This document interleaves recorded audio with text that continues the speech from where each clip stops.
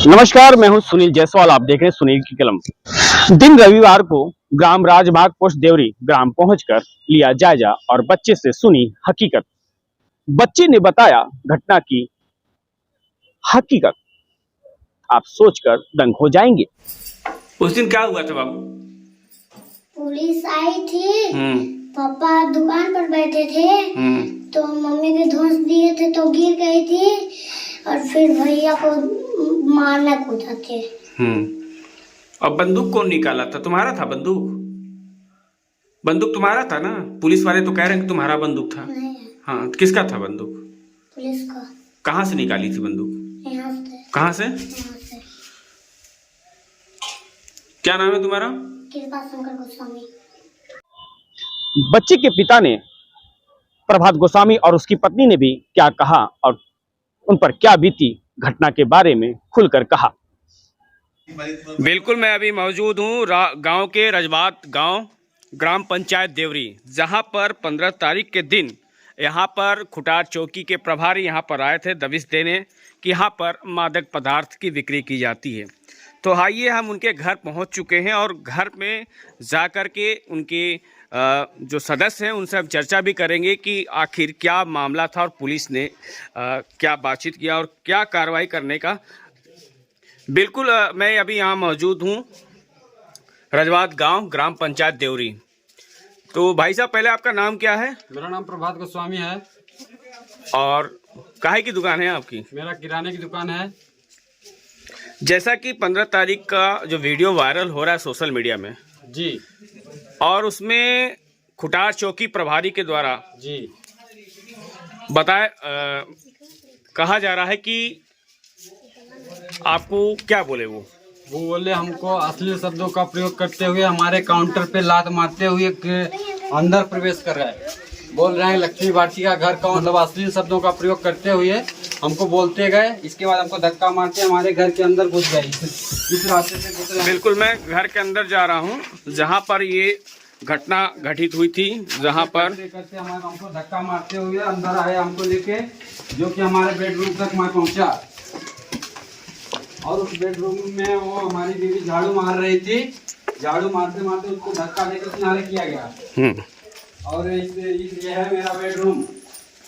इसमें डायरेक्ट वो प्रवेश, ये हमारे बेडरूम में। अच्छा, ये डायरेक्ट मेरे बेडरूम में प्रवेश किए और हमारी बीवी यहाँ से झाड़ू मार रही थी। यहाँ पे झाड़ू लगा रहे थे, इसको धक्का मार के अंदर घुसा है, जो कि अंदर में घुसने के बाद किसी तरह से कोई अवैध पदार्थ मेरे घर से नहीं पाया गया। इसके बाद हमको जबरदस्ती बोल रहे हैं कि तुम गांजा बेचते हो, तुम चौकी चलो। तो हमने बोला कि मैं गांजा बेचता ही नहीं हूँ, क्यों हमको किस जुर्म में हमको चौकी ले जाने का आपका अधिकार है। 4 लोग थे, छोटे भाई भी थे, मेरा एक बड़ा वाला लड़का भी था। वो वीडियो बना रहा था तो उसको मारने भी दौड़े थे और ये भी बोल रहा था कि उनका सिपाही चौकी का कि इसको मैं स्कूल डीएवी से भी उठवा लूंगा। हमसे पूछते कि कहाँ पढ़ता है वो, किसका लड़का है? हम बोले मेरा लड़का है। तो उसको ये बोला गया कि तुम्हारे बच्चे को मैं डीएवी से ही उठवा लेके आ जाऊंगा। कौन सा डीएवी स्कूल से उठाने की बात कही? नौगढ़ डीएवी स्कूल में पढ़ता है, वो एग्जाम दिया 10th का इस बार। उसको उठाने के लिए धमकी मिला था। अच्छा, किस बात पर? वो जो वीडियो रिकॉर्डिंग कर रहा था कि मेरे पापा बेकसूर है, कि वो इस तरह से हमारे पापा को डरा धमकाया जा रहा है, क्यों रिवाल्वर लेके ताना जा रहा है, क्या कसूर है उनका, इस बात के लेके वीडियो बना रहा था वो। इस बात पे उसको मारने दौड़े एसआई रामजी पांडे ने। इसके बाद दौड़ के पीछे तरफ भगा। जैसा कि बैठक कोतवाली के द्वारा बयान दिया गया है कि साक्ष्य के रूप में पेटियां जब्त की गई हैं। ये सरासर झूठा है। कोई पेटियां हमारे घर में, मैं अवैध मदिरा कभी नहीं बेचता हूँ। न तुम्हारे गांव में पूछ लिया जाए, जाके जानकारी ले लिया जाए। हम किसी तरह से नशीला पदार्थ कभी बेचे ही नहीं बेचते ही नहीं है। ये झूठा आरोप मेरे ऊपर लगाया जा रहा है। पुलिस की पूरी साजिश है। पुलिस उसके एसआई रामजी पांडे को बचाने के लिए पूरी ताकत झोंक दी है, लेकिन अगर न्याय हमको नहीं मिलता है तो हम इसकी हाई कमान तक जांच करवाएंगे। इस तरह से हमारे साथ अभी फिर कल बात होगी तो इसके जिम्मेदार पूरी प्रशासन होगी। मैं सीधा खोल। अच्छा, जब ये माल जब्त किया गया था, क्या उसकी वीडियोग्राफी भी बनाई गई थी? इस माल जब्त हुआ ही नहीं तो किसका वीडियो? कुछ किसी तरह से माल मिला हमारे घर में अवैध धंधा ही चलता ही नहीं तो कैसे जब्ती बना लिया जाएगा। जबकि जहां कहीं भी लगातार पुलिस के द्वारा छापामारी की जा रही है, वहां पर जिस घर में भी छापामारी करते हैं वहां पर उसकी वीडियोग्राफिक्स की जाती है। जी, वहाँ का वीडियोग्राफिक्स धोखे से घुसे, किसी तरह से वीडियोग्राफी नहीं हो पाया। जब घर से बाहर आए तब वीडियोग्राफिक्स मेरा बच्चा किया, जो कि किसी तरह से हमारे घर में किसी अवैध तरीके से कोई अवैध पदार्थ मिला ही नहीं। इसके बाद वीडियो हमारा बच्चा अगर आपके साथ इंसाफ नहीं मिलता तो आगे की कार्रवाई के लिए आप कहाँ जाएं? यदि हमारे साथ इंसाफ नहीं हुआ तो इसको मैं हाई कमान तक मध्य प्रदेश के मुख्यमंत्री सीएम मोहन यादव तक पहुंचाएंगे ये बात, आईजी रीवा तक पहुंचाएंगे ये बात कि हमको न्याय मिलनी चाहिए। नहीं तो मेरा परिवार और मेरे बाल बच्चे वही जाके एसपी ऑफिस के पास अपनी आत्महत्या देंगे, क्योंकि हमारे ऊपर बेबुनियाद आरोप लगाया जा रहा है, जो कि मैं सत्य एवं सही हूँ। मेरा फिर से एक सवाल है, जो बंदूक की बात आ रही है, क्या वो बंदूक उनकी जेब से यानी कि कंधे से, कमर के पास से? उनके कमर, वो बंदूक की जैसे बात हो रही है, जो बता रहे हैं कि बच्चों का खिलौना था, तो बच्चों का खिलौना नहीं था। वो अपने कमर से इस तरफ की कमर से निकाल के दिखा रहे थे। जब हमने बोला कि मैं नहीं जाऊंगा चौकी के अंदर, क्या गुनाह किया है, तो हमको लहरा रहे थे, पिस्तौल दिखा रहे थे। ये बोल रहे थे तुम्हारे घर को बुलडोजर चलवा देंगे, तुम्हारा घर पूरा छावनी में तब्दील करवा देंगे। तो ऐसा मेरा क्या कौन सा किसने कहा था आपसे? ये ऐसा ही रामजी पांडे ने बोले हैं, छावनी में तब्दील करवा देंगे तुम्हारा घर, बुलडोजर चलवा देंगे। इसके बाद हम बोले क्या कौन सा कसूर है कि हमारे घर पे बुलडोजर चलवाने का अधिकार है आपको? आप पुलिस की रोब में वर्दी में मतलब किसी को इस तरह से मार सकते हैं, कभी भी कुछ भी कर सकते हैं मेरे साथ। ये आपकी धर्म पत्नी? ये मेरी धर्म पत्नी है। आप भी उस समय मौजूद थी? हाँ, यहाँ पे थे। क्या हुआ था उस समय? उधर से आए, हम यहाँ पे झाड़ू लगा रही थी, फिर इसके बाद हम खड़ा हो गए। जब यहाँ पे तक आ गए तो हम तुरंत खड़ा हो गए। हम बोलते हैं साहब ऐसा क्यों कर रहे हैं, तो हमको तुरंत धक्का मारती है, हम उधर गिर गए।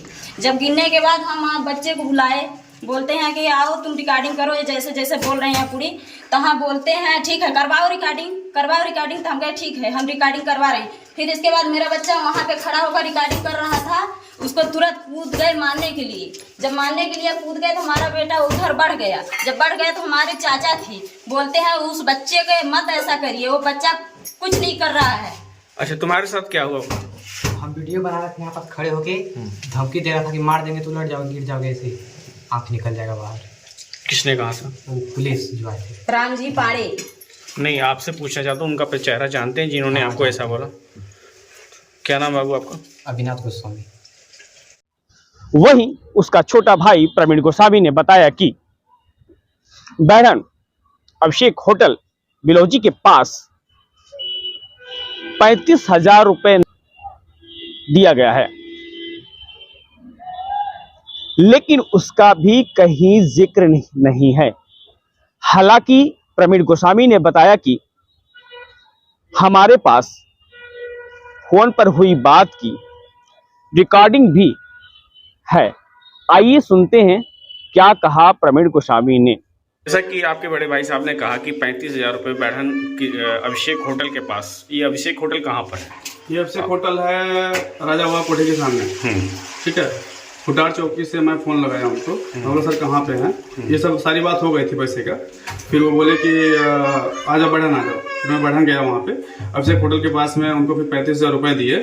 फिर जाके उन्होंने बोला कि अपने भाई का आधार कार्ड भेजो, आधार कार्ड लेके 1 घंटे में थाने पहुँचो।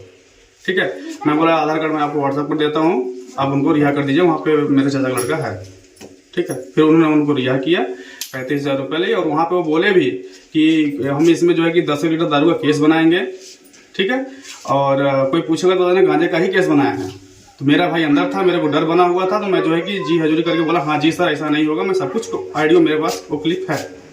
जो बात हुई है आपसे? जो बात हुई है, उन्होंने बोला है कि जो जितना बात हुआ उतना पूरा पैसा है कि नहीं है। मैं बोला पूरा है, मेरे पास ऑडियो है। ऑडियो भी है? ऑडियो है मेरे पास, पैसे का ऑडियो है, लेकिन 35,000 का जिक्र उसमें नहीं है।